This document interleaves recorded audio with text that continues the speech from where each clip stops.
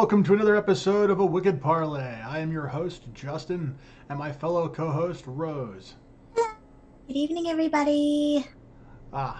Yes. Good evening and welcome. Tonight's episode is going to be brought to you by questions that are brought to you mostly in part by the staff's surprising revelation that I apparently know a shit ton about astronomy and the various planets and stars. And so the staff thought it'd be a great idea to pick your brain about it. Yeah, pick my brain and other weird things. So hopefully tonight will be a interesting exploration on what I know about the stars. Hello, host. Hello, host. Thank you for showing up. Yeah, so let's get into this wonderful this episode we have for us. Yeah. All right. So, do we want to just keep the pictures on the screen for right now, or do we want to immediately hit into the? I think let's immediately hit into it, and then you can use pictures where you want, like in between play. It's fine. Here's to hoping the screenshot, the slideshow actually goes for it. Yeah, occasionally. Or we can just turn off the slideshow for a second. Yeah. Okay. Yeah. Universal Sandbox, everybody. Yeah, presenting the solar system, as it appears, with a few of the typical stuff. We got good old Sol, the sun. We got Mercury, zipping around like usual. There's Venus, just doing its thing, being hot as hell. All right. You ready with the first? Yeah, let's. Before we go into that, I just want to say that, like, the sugar thing, it's almost over, folks. Like, I can have sugar soon, and am I looking forward to just, sinking my teeth into something absolutely just delicious, possibly from the Cheesecake Factory. Anyways, yeah, let's go into it. Let's go. What is the first question that the staff has for me? Yeah. So, what are your favorite non-Earth planets? Favorite non-Earth planets? Well, that's a hard one to honestly say. Like, when it comes to Earth-like worlds, like, just typically, like, my favorite worlds are water worlds where there's islands, but like on the surface, but mostly it's water. Just because I find the images from space to be kind of tranquil and beautiful. So that's kind of like what it is. I would say that if it's not an Earth-like world, then it would have to be some sort of world with many rings. I think we even have kind of a picture that kind of shows what kind of the thing in which I like, which we can kind of throw up. If it wants to cooperate. If it wants to cooperate? If it wants to cooperate. Okay. We're trying here. Boom. Okay. Well, we got a quick glimpse of it. Yeah, quick glimpse. It's fine. It's fine. Did we do? No. Nope, that's another one. There it is. Yeah, sort of. Okay. Anyways, it's fine. It's fine. Let's go back to it. Ba-ba-ba-da-ba. All right. Somebody says to immediately nuke the host says to nuke the sun immediately. Nuke the sun. Yeah. Nuke the sun. Yeah, nuke the sun. Nuke the sun. I mean, no, not right now. Not right now? Not right now. Well, let's get to some more of the more exciting stuff, Alright, so, what do you know about black holes and how they work? Singularities and whatnot. Black holes, as far as I understand them, they are an incredibly ultra dense, infinitely squeezed object. Typically, a star is the best guess that we've kind of like have for it. That's something that is infinitely falling inwards on itself. That's actually breaking through normal space and essentially draws material towards it. I don't know. Is there anything specific about black holes that you'd like to know?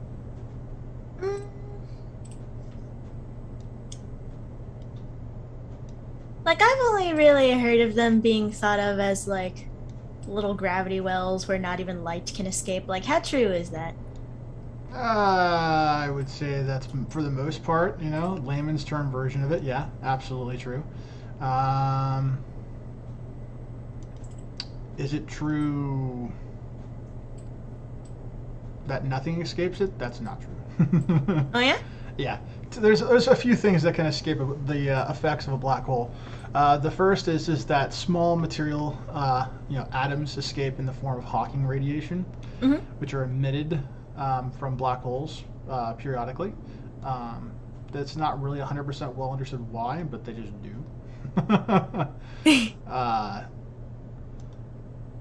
Let's see here. It's too calm and peaceful. Put something in it. It is. It's really calm and peaceful. I'm thinking let's put something scary in there. Hi, Kyle. Hi, Kyle. Put something big. Well, okay, maybe not too big. I've seen Belticue. Yeah. Okay. Let's really fuck things up a little bit here. Yes, do it. Okay. You know what? Antares is sufficiently large. Is that actually how big it is? Yeah. Holy mother of. Yeah, that's cool. What could possibly go wrong? Oh, absolutely nothing's gonna go wrong. Absolutely not. Yeah, We're just gonna, nothing at all. I like the system's perfectly peaceful. There's nothing at all. It's going at 15 days per second at the moment. Oh, you're upping it. Oh my. Let's add a couple months to it. Let's do 1.5 months per second, shall we? Oh, it's moving. Oh, the sun's getting drawn towards it. Yeah. Host says, introduce the teapot of destruction. Bye, Pluto. It's over, folks. There's no way it survives. Anyways, so since we're messing with them with a little bit of sun. Bye, Pluto. Bye, Pluto. So third question here. What do you know happens before, during, and after a supernova? Uh-oh. Well, oh, goodbye. I guess the system died. There's a supernova. Speaking of which. But somehow Uranus survived. Lone Uranus. It made it, folks. All right. The first thing is that there's a bunch of different kinds of supernova. It's not just one type.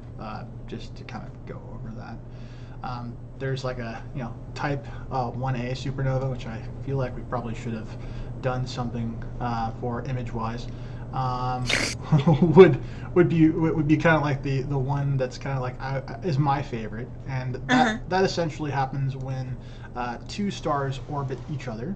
And one star is nearing the end of its life and expands, and as it expands, the other star absorbs material from that star until it becomes unstable, and then it detonates.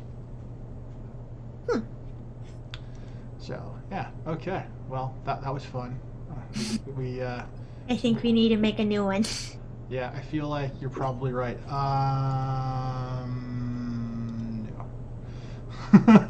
That was time for a new one. We destroyed it already. Yeah, that was really fast. But you said that there were other types of supernovas. Like you said that the type 1A was type 1A. Your favorite. How many other types of supernovas are there? To be honest with you, I don't know the exact answer. I know that there are many, but I think there's probably going to be at least 3.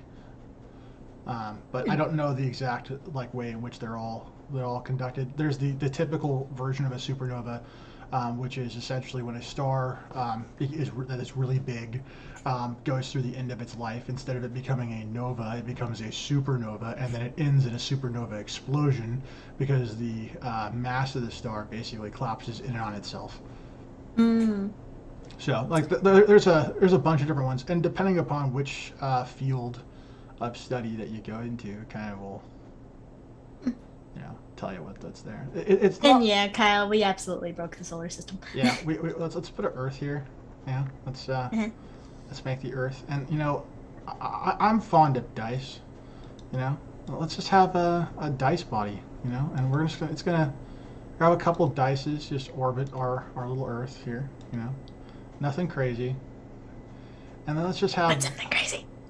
let's have a watermelon orbit like really close for whatever reason. You know, Uh-huh. it's just zipping around. Yeah, look at that. Look at that thing. That's great. And then I'm thinking, let's do something fun. Anyways, is that like so? When it comes to supernovas, like there's a whole bunch of interesting facts about those particular things. It's thought that a lot of the extremely, we'll say, uncommon materials that are found on Earth actually started in supernova. They're supernova debris. All the heavy materials, they form inside the core of stars, and so like the idea that all of us essentially are made of stardust. That's where the concept comes from. That's just. I've heard that before. Oh my god. Yeah. Oops. Okay. Let's see how many of these it takes to create a star. 5, 6, Saturn. 7, Just a bunch of 8, Saturns. 9, 10. That's right. Okay. All right. 11, We got some Saturns. 13, Oh, hold on. Come back 13. here. Come back here. Where are you going? Where are you going, Saturns? I guess. Anyway, you're trying to make a star, so. Yeah, we're just gonna make a whole bunch Oh of. Lord Almighty. Yeah, we're just gonna just stop caring now. Now we're just, Okay. Anyways, so what else would you like to ask me? Uh, I mean, is there a way for like us to kind of predict supernovas, or are they just gonna be out of our predicting well, capabilities? first of all, the answer to that is of course yes. Uh-huh. I mean, it's observations. Okay. But I would definitely say that there is some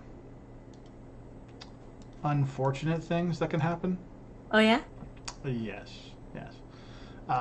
That first of all, like you don't want to be in the presence of a supernova explosion. That's a really. I would figure. That's a bad day for a lot of I reasons. would figure, but like, why? Well, let's say you're too close, right? Uh-huh. Well, you're gonna get bathed in some pretty nasty radiation. That kinda could affect a lot of the things that you live by giving you one hell of a bad sunburn. I think it'd be worse than a sunburn. Okay, here we go. Okay, we got one group of Saturns going this way. That's plonking a lot of Saturns that way. Dun, dun, dun, dun, dun, dun, dun, dun, dun, dun. Anyways, so some of the catastrophic things is you could sterilize all the worlds that are relatively nearby. It's one of the main arguments for why intelligent life isn't common in the universe. It has to do with the fact that supernova explosions in the early universe were fairly common. And because they were common, the likelihood that intelligent life had the ability and the means to survive one is unlikely. In fact, it is pretty, like it isn't 100%, but it's like more than likely the case that there was at least one that happened near enough for Earth to be affected. It was one of the extinction events. I believe the Permian extinction event was caused due to a supernova, or at least theorized. Mm-hmm. You know what? Let's introduce a one stellar mass black hole and see what happens. That blue line's just wee. Yeah, I mean it's clearly like they're gonna get drawn to it. But the question is, this one's gone. Like this is just it's like, dude. It went by. You know what? Let's make another black hole that's kind of like unequally like pulling in different directions and just kind of see what happens. Anyways, but yeah, what else? What's the next question? Yeah. So if you could create, if you could create a planet, no need to worry about resources, no need to worry about timing or anything like that. What type of planet would you end up creating? What type of planet would I end up creating? Well, clearly I'd be creating an Earth-like world. But I'd probably do some things that would be a little on the unorthodox thing. One of my favorite features of planets, yeah. One of my favorite features. Yeah, well, no, we gotta watch the cataclysm slowly. Yay. You know, what's going on with this Saturn over here? This is, Yeah, exactly. I wanted to scroll in on that. Like, what the heck is happening? it's getting eaten. That's what's going on. Okay, all right. We're gonna stop adding things, and we're just going to just see what happens here. I mean, Anyway, the type of planet? Yeah, the type of planet I'm particularly fond of ring systems around worlds, and so what I would probably do is I would try to create kind of like a treasure planet esque type of uh, type of world with kind of like I would say 90 degree kind of rings that are offset from one another, kind of like an X, and then with another ring kind of across all across the poles. And then I'd probably have like 3 or 4 moons, probably somewhere between a quarter to half the size of our moon orbiting. So that way, there's always multiple moons at night. So you'd have some really beautiful nights. And I'd like lots and lots of water. Lots and lots of water. Yeah, a lot of water. And no, the black hole just. Snagged something off its orbit. I mean, is it black hole or is it Saturn now? I mean, like, is it Saturn hole? It's a Saturn black hole. Yeah, this is just a terrifying object. Jesus, it's like got like red like. I mean, this has technically become a sun. Technically, it is Saturn is now some sort of sun, and it is. This is scary. Anyways, so yeah, that's the type of world I would create. Yeah, like a garden paradise. Why the rings? I don't know. I really love the idea of rings in general. I mean, rings are something that's found around a lot of worlds. Virtually every planet in our system has a ring system of sorts. It's just most of them are very faint. And I mean, even Earth has a ring system. I mean, not a lot of people know that or not, but yeah, it's really, really, really faint. Okay. I mean, also, if the chat has any questions for me, go ahead and feel free to ask as well. Yeah, feel free to add them into the chat. Yeah. I will be happy to read them out. Also, people in the future who are watching this, if you want to throw a question. Okay. I just saw that thing turn around out of nowhere. Yeah, Why? So, anyways, so if people in the future want to, in the comment section, leave a question, I can potentially answer them as well. Or I'll just be happy to see you guys' comments. Anyways, okay, so we'll on to the next question. Yeah, sure. Although I do have a quick thing about your creating planet thing. You mentioned 3 or 4 moons. Yes. Besides creating a really nice photogenic picture. What does that actually do anything? Do rings do anything? No, the moons, like having 3 or 4. Oh yeah. They would do a lot of things. First of all, the reason why I said, between a quarter and half the size of our moon, and I should also mention the fact that I would want those moons to orbit the ring system themselves, is that they would generate a very unique type of tide with the water. And so you'd have some pretty extremes because, especially if you had the tides be relatively close. So, okay, well, we got some craziness right here. Just absolutely. Okay, all right. And I think you might maybe want to make another system somewhere else. Oh no, we're taking this to the next level. Okay. Kyle, why a JK? All right. This one's not big enough. Okay. Let's increase its mass. All right. By 10. Lord. Okay. I'm sufficiently happy now. All right. So. Yeah. What intrigued you about space to begin with? What intrigued me about space to begin with? Well, yeah. I mean, honestly, it's one of the greatest mysteries, that humanity has ever been faced with. Quite literally, we understand 10% of the known universe, more or less. And the simple fact of the matter is that how many things could you know that you only know 10% of that are that fascinating? I mean, like, I gotta say, when it comes down to it, there's just so much to explore that, I mean, it would take, an unthinkable number of lifetimes to really, like, even attempt to understand it all. And I think that in and of itself kind of is the reason why it intrigues me the most. I mean, I love the idea behind star formation. I love the idea behind gravity. I like the interactions that some elements of physics have when it comes to explaining the natural world and being able to observe things in the cosmos that Hmm. lets us reinforce our understanding and challenge it sometimes. I think is something that's really neat.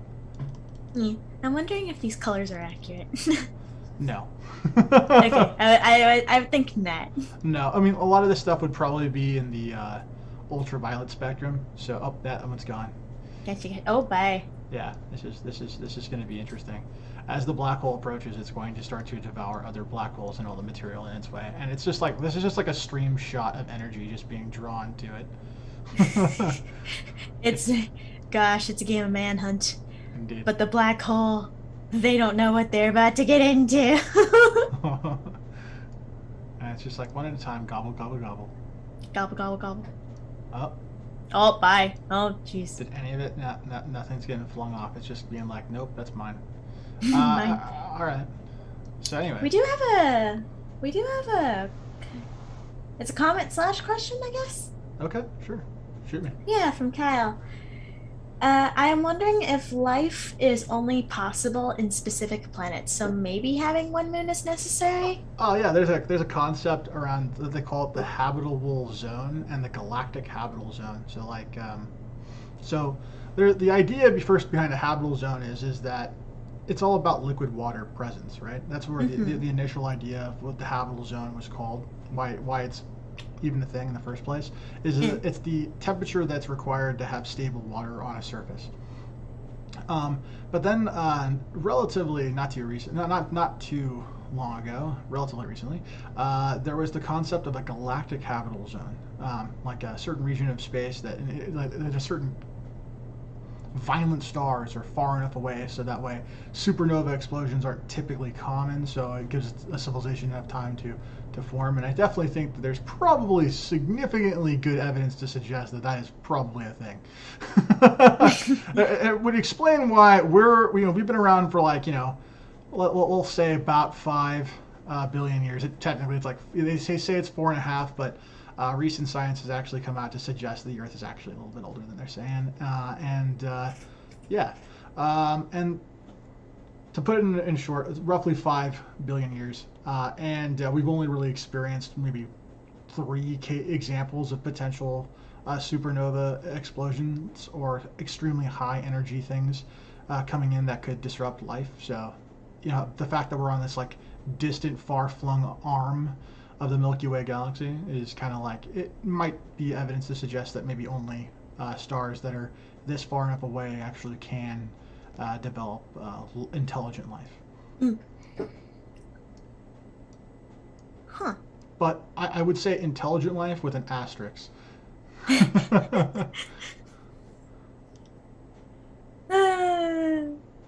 Oh yeah, here's another comment from Kyle.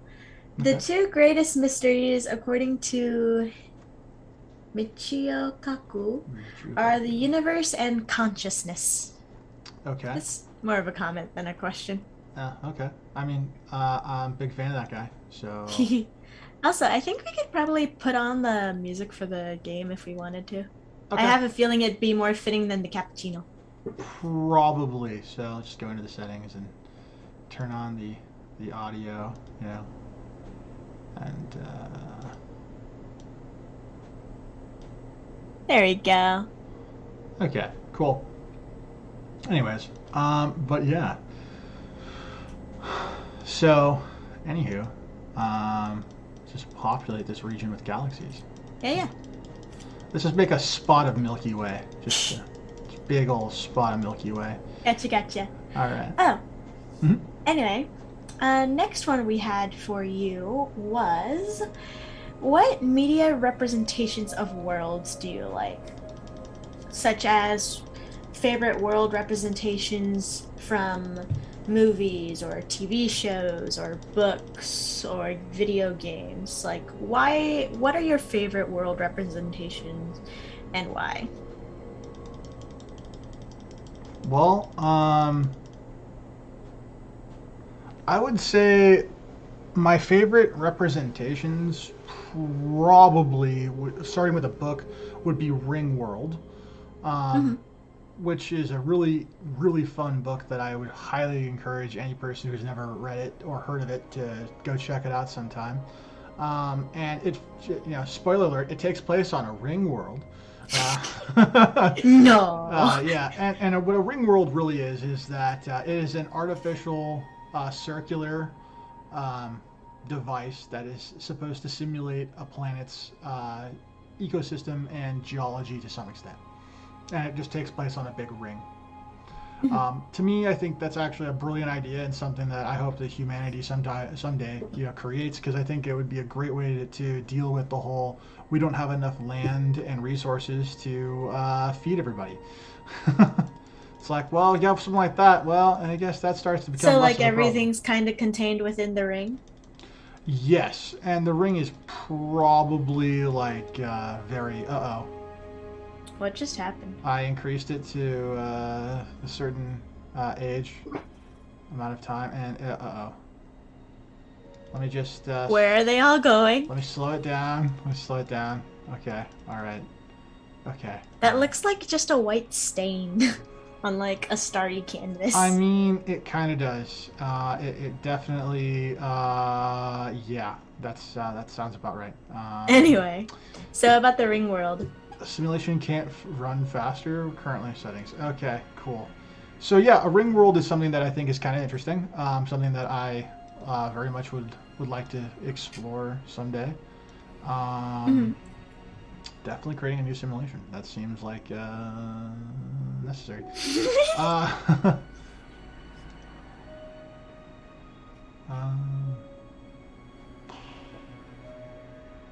Like, how would travel? Would you just go through the open area? I mean, I think you could do either. I mean, the cool thing about like a ring, just in general, is that a ring, if sufficiently large enough, all right, could contain its own atmosphere. So you wouldn't need like a shield or glass or something like that on top of the sky. It would actually just be the sky, and then you'd see like in the distance the other side of the ring, which would be kind of neat in its own way. But you could theoretically, I mean, I would assume if you had some sort of ship that could handle both traveling through an atmosphere as well as space, then you could just literally just pop out and then go on one side and the other. Or you could use traditional means where you're just basically flying across the atmosphere in a big circle. Or you maybe traverse the long way.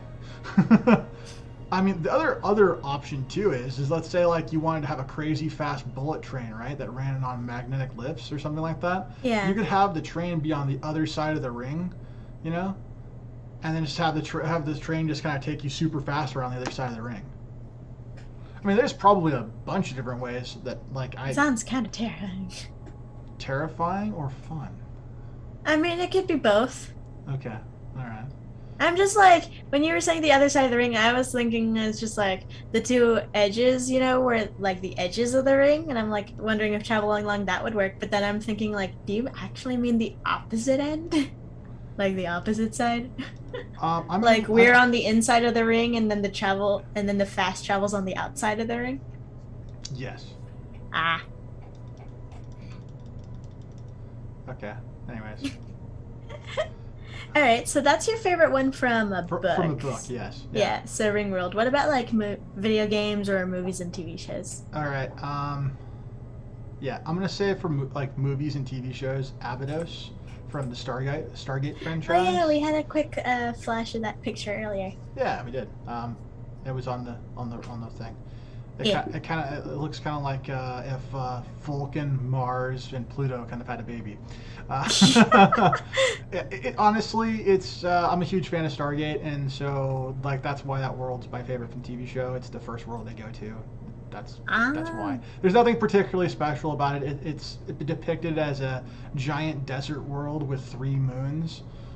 So maybe the moons are the things that I like so much about it, and it has like an Egyptian culture that's like basically like transplanted there from like reasons. It's kind of long.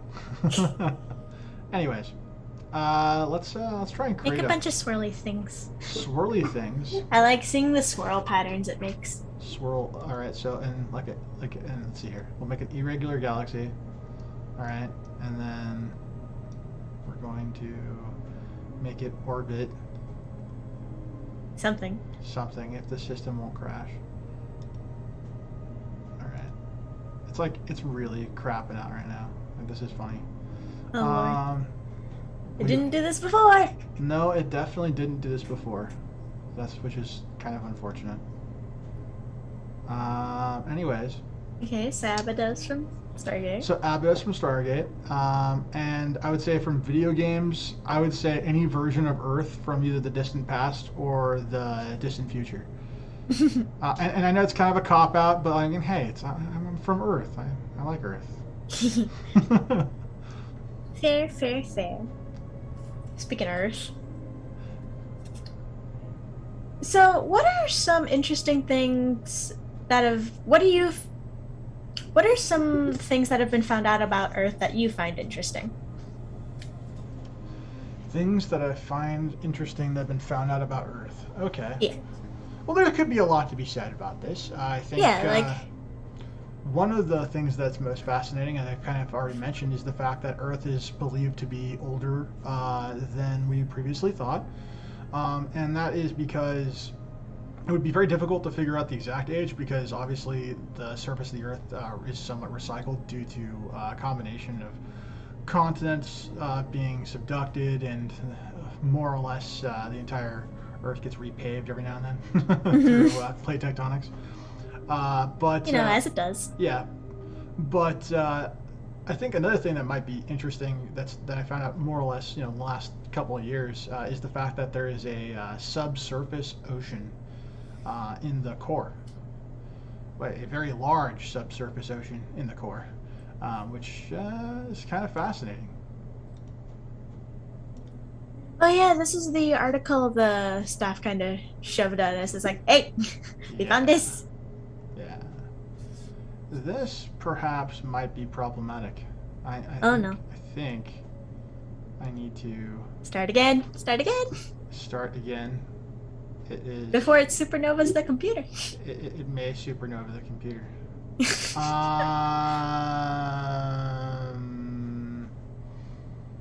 Hmm.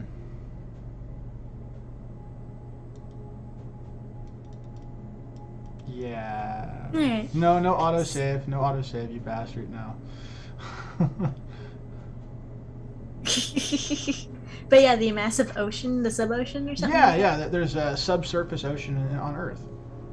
I mean, think about it like this, right? Like if you're trying to understand all the oceans, it's probably going to crash. By the way, so you might want to pull it off screen for a second. Oh, looks like it's fine now. Did it go back to normal? I think.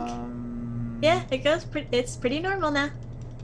Okay, let's just slow it down, just a little bit. Let's just slow it down just a little bit. Yeah. All right. Okay. Well, let's not have something terrible happen. Okay. Mm-hmm. On Earth, it's here, and it's still. Nothing bad could happen to these still worlds. Nothing could happen at all. Anyways,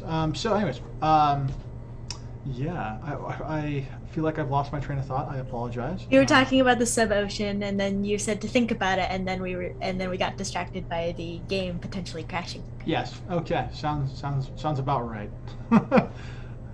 Anyways, so honestly, like that's probably about it when it comes to the things that I probably want to discuss when it comes to Earth. Just there's a lot of fascinating things about it, but it's not space. It's not space. True. It's true. home. It's home. All right. So, what about interesting things outside of Earth, but still in our solar system? Okay. Well, let's see here. Like, what are some of the more interesting things you've read or researched or like heard Well, about? There are more oceans on bodies outside of Earth than we have. Between Callisto, well, basically the Galilean moons. Most of the Galilean moons have subsurface oceans. So Callisto, Europa, all definitely have it. Ganymede also very likely has one. That's kind of interesting, at least to me. There are moons that are almost the same size as Earth around some of the gas and ice giants, which I find fascinating. I also find it fascinating that the tallest mountain, the largest canyon, are not on Earth at all, which is kind of interesting. Yes, is formed than Mars is also fascinating, and something that's not often discussed. No, it's not, huh? No. Okay. Righty then. Some of those were like, what the heck? Yeah. I just listened to. Yeah, I mean, here's the other thing too to kind of like think about. Yeah. Actually, also, let's pull back this orbit. Other thing to think about too is that how often is it that things interact with various bodies, right? Like when you think about like the entire solar system, a lot of people just think of 8 planets plus Pluto being a dwarf planet, and then there's the sun, and that's what they kind of think about. Then they might mention the asteroid belt, but there's nothing more. But there are vast areas and bodies that are all over the place that are worth exploring. Sedna, is a body. There's a whole bunch of little satellite like planetesimals that are in both the Kuiper Belt, which is a icy asteroid collection that's just outside Neptune, and of course Pluto is an inhabitant of that particular area, as well as the asteroid. And there are more precious materials in both those areas than probably 100 Earths, and they could be mined. It's like, why not go out there and go get a whole bunch of really cool stuff and then build something amazing? Yeah. So. Probably a ton of problems that I can't think of. Problems with what? Just like trying to get everything around. Maybe. Yeah. It's moving so slowly. It is moving slowly, but I'm doing that for a reason, because every time I speed it up, it's like I'm afraid the computer's gonna crash, and I'm like, this is terrible. No. Our two little Earths are just we're just chilling here. We're not moving anywhere. Although it does appear that they're not doing too well. I'd say no. They're a little warm. A little on the warmer side. Yeah. 8 degrees Celsius. Not sure. There's a few stars nearby. Just a couple.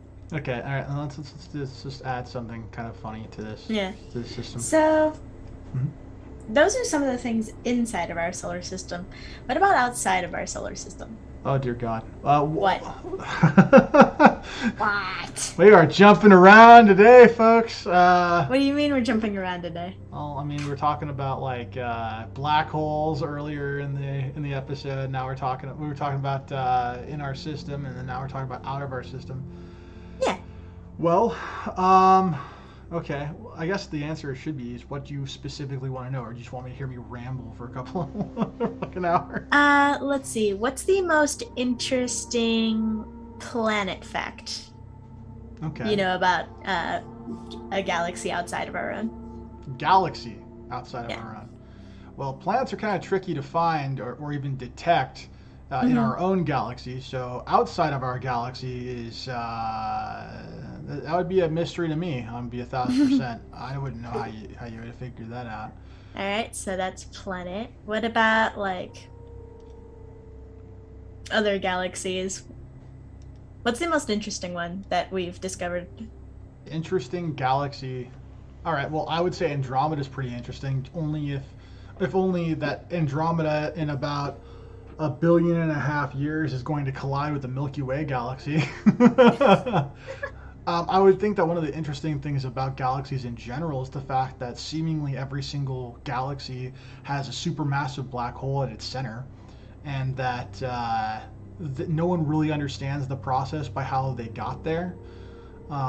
There was an idea that I had heard that in the very early universe, stars got to enormous, unthinkable sizes due to certain laws of physics either not being there or being absent, or some sort of force not enacting on how star formation currently works. And so these stars got to enormous sizes, and then when they inevitably were destroyed, and they became black holes, and that their nebula became the early portions of what would eventually become galaxies. And then the star formation basically continues, and you get smaller and smaller stars, but ever more of them. It's just kind of what you see a little bit today in stellar nurseries. There are some problems with that particular thing, in my opinion, but that's kind of what is the best guess when it comes to it, but also something that I think is deeply interesting. Okay. Okay, now I want this. Okay, that's hecka bright. Yeah, Vega. Are they different colors because of like the heat or something? They're different colors for a couple of reasons.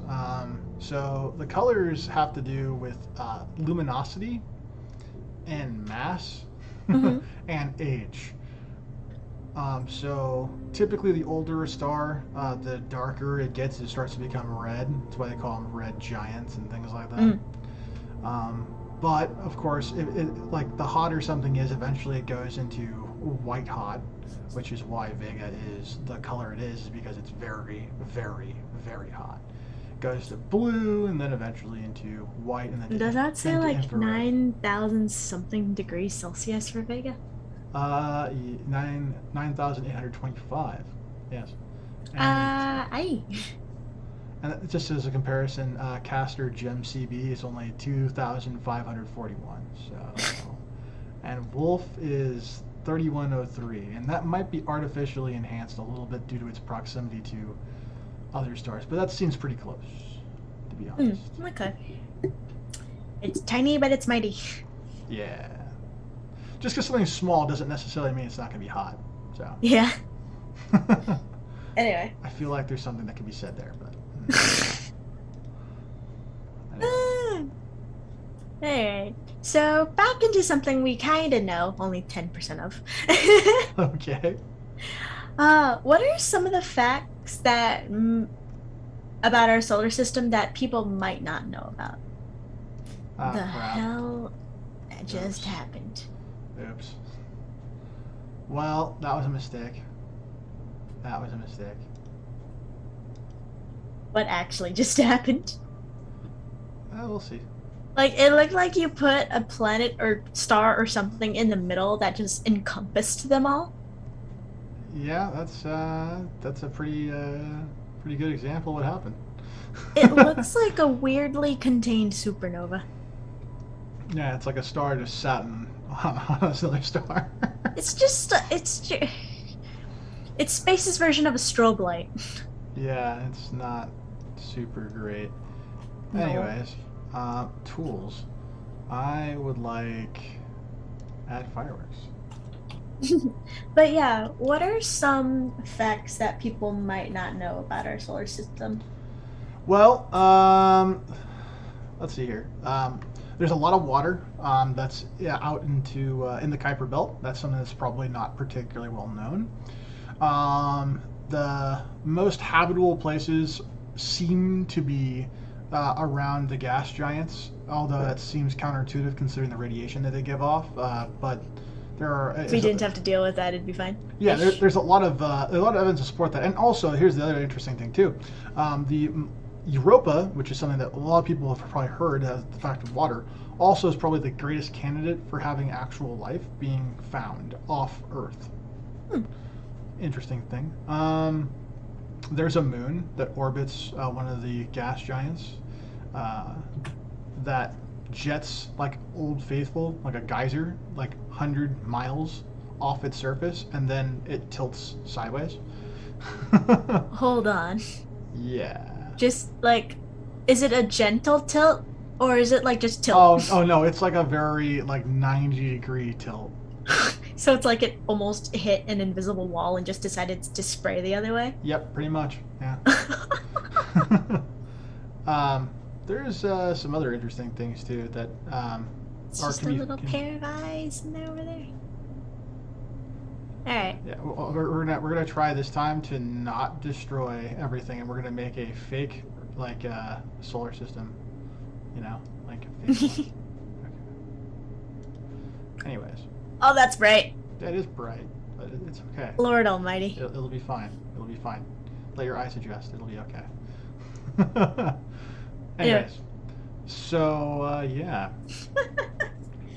Okay, so this one may or may not be a long one. It just depends on how much you want to talk about it. Okay. So, what do you think it would take to live on some of the planets we've discovered? Like, what type of tech? Would terraforming be necessary? That sort of thing. Mm-hmm. Well, I think that kind of depends on. I mean, it kind of depends on a couple different things. Yeah, like what? The first thing it depends on is is it we're talking about a planet in our system, or are we talking about a planet in another system?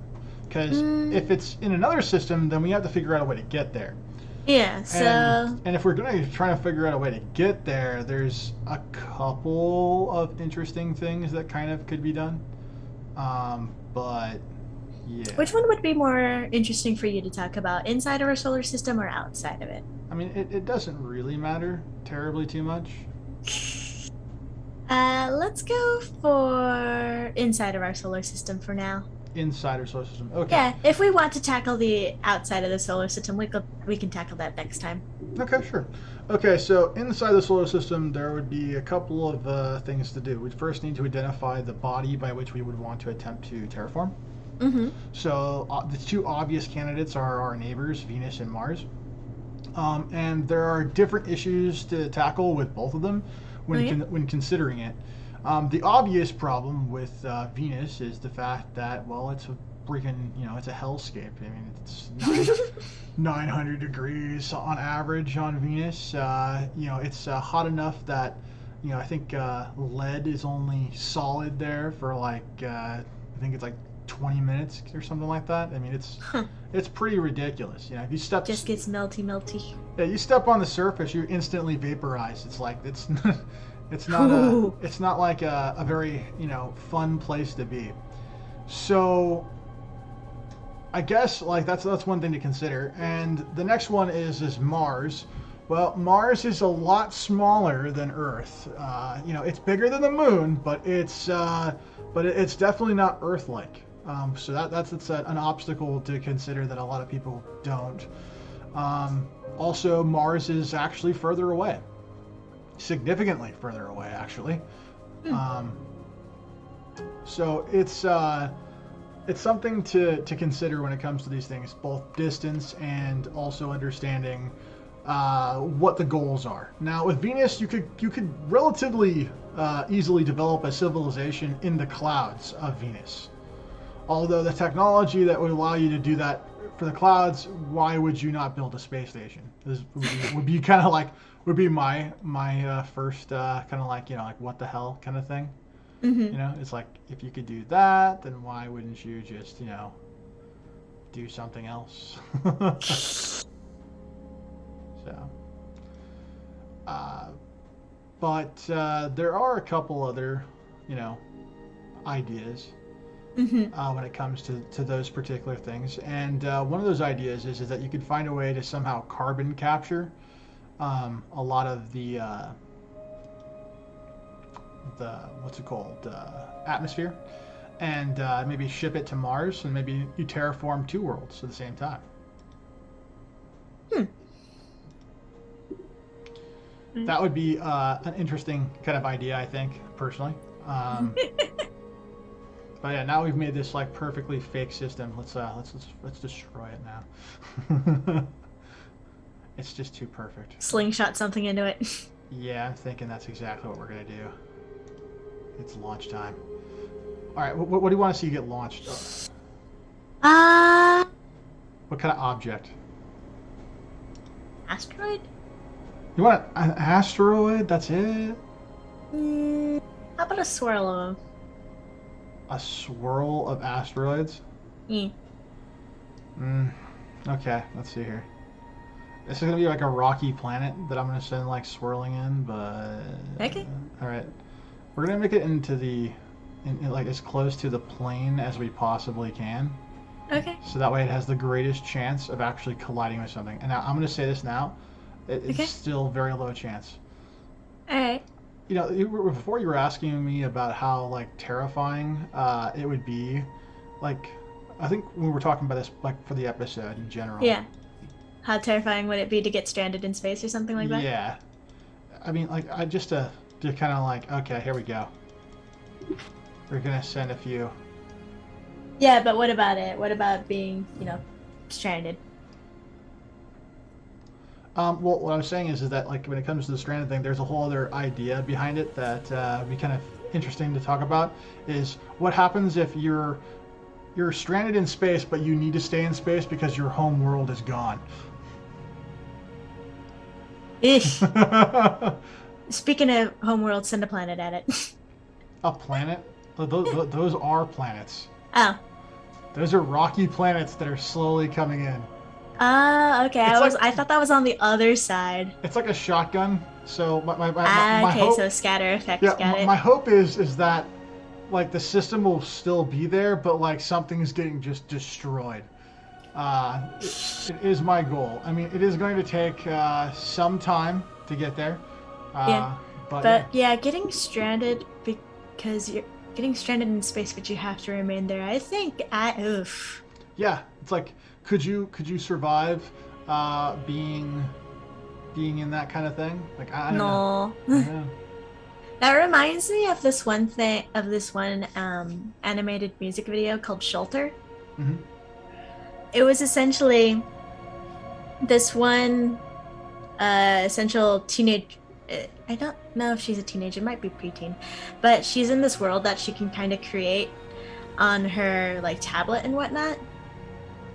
Okay. Turns out she's hooked into a simulator because that her father was she's hooked into a simulator on a ship that her father was one of the ones working on it, and essentially homeworld was getting destroyed, and he sent her into space so that she would survive. I see. So Okay. let's see, we've got a couple comments from Kyle about the whole thing. In the Magnus archives, they actually discussed the fear of space, the fear of insignificance, and the cosmic darkness. Creepy. And in Prey, the video game, they talked about looking into the dark night sky and seeing the universe staring back at them with hatred. All right then. Oh, it's getting pulled somewhat. Will it hit something or will it not? We're not quite sure. I mean, we'll see what happens. Yep. Anyway. But like, what could we do if we were stranded in space? Like, is there anything we can really do besides, sending potential rescue? I don't even know if that's possible, to be honest. I mean, like, so the way I currently understand space travel as it currently kind of sits is that most of the time, if you send something like an orbital platform, more or less, you inevitably run two risks at the same time. Wow. Okay. Did the sun just swallow Mercury and Venus? Yes, it did. Yes, it did. Well, yeah. Oops. Well, the system still exists like you wanted. Sort of. Yeah. But as you were saying? As I was saying, how do I say this? I'm loving the music. Yeah, it's pretty epic. Honestly, I don't know 100%. Like you would essentially be stuck in a situation where you'd have to fend for yourself, because if certain no ship can really travel in an instant. So let's say you were launched into space to go on the International Space Station, right? And something catastrophic happens. It takes about 48 hours for you to actually come back to Earth and get any medical attention you may need.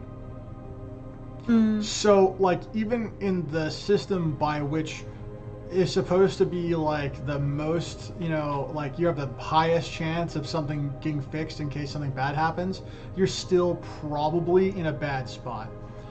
So if you're, let's say like we get to a point where we start sending shuttles to go mine asteroids or go visit like some of our planets, like to go do a survey of Venus or Mars or something like that, right? And something goes wrong. Very likely, if the technology we use today more or less seems to be about the same, it would take a certain denomination of time to actually come and get you. And so, will we probably have the technology to recover your bodies? We don't have the technology to actually save your guys' lives.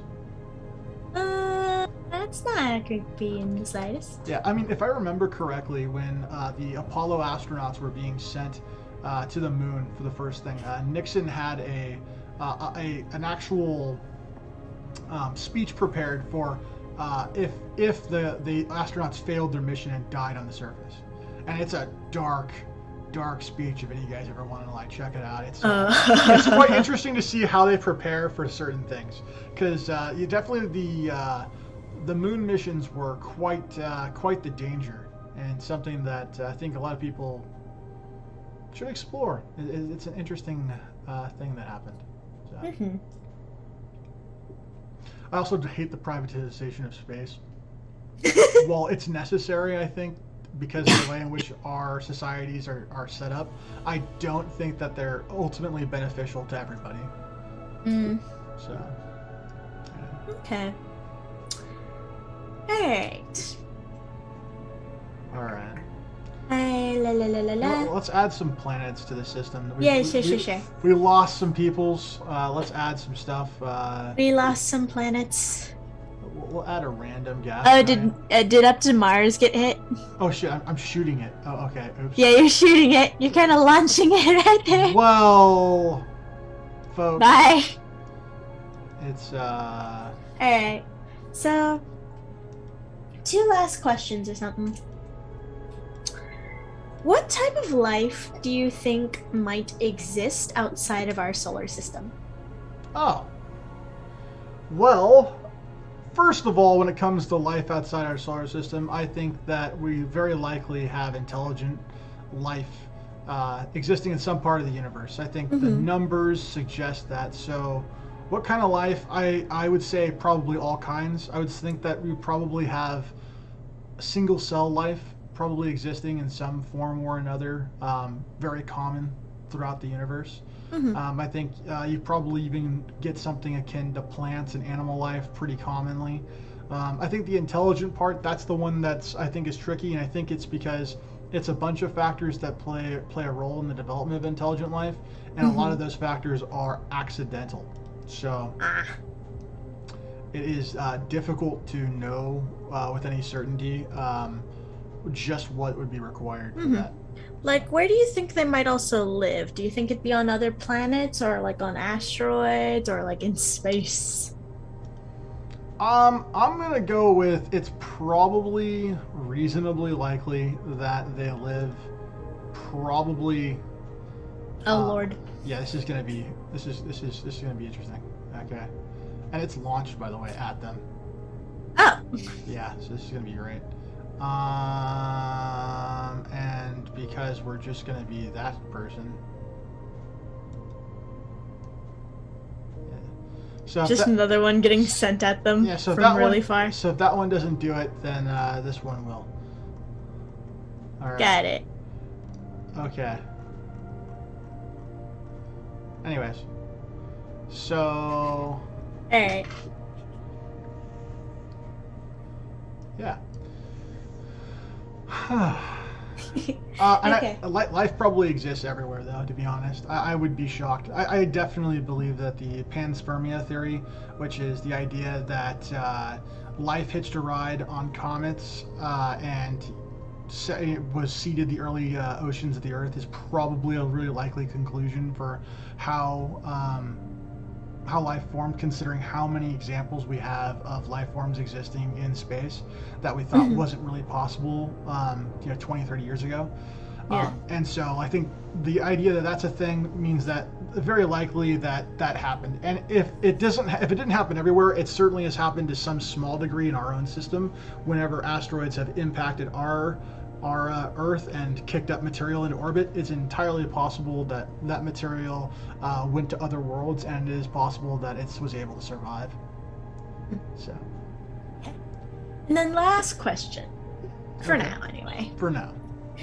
If you had the option to go visit any part of space that you wanted, where would you go? If we had the option to visit any part of space, where would you go? I would go visit a black hole.